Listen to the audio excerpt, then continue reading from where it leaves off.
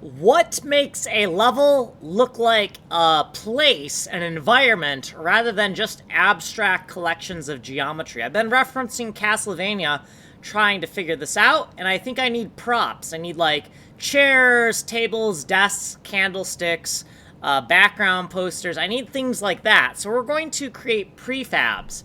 We're going to create a level format called File 896. Each one of these blocks is 128 by 128.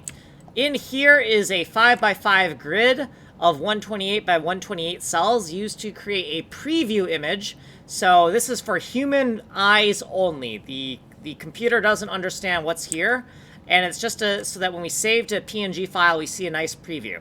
These PM blocks right here are 128 by 128. And they're going to be used to rebuild a 512 by 256 block of prefab data.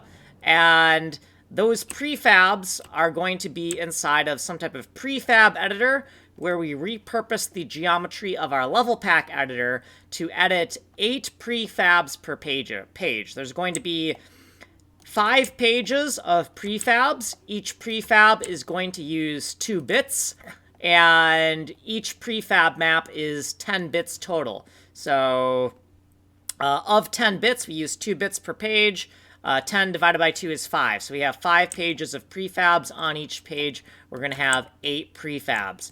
And then inside our file format here, the L16 cells are 128 by 128. We use these L16 cells to create the 512 by 512 texture memory that encodes the level pack. We use the PF8 cells to reconstruct a 512 by 256 for the prefabs, and this is a human viewable image, and this image means absolutely nothing to the computer. It means absolutely nothing to the game. It's just a preview rendering so that when we save our level data to the file system, we have a preview that our artist can actually see. So that's what's up. If you want the source code for this, you can go here. If you want a longer explanation, go here, or a 1-hour explanation here. Like, subscribe, send money in the mail.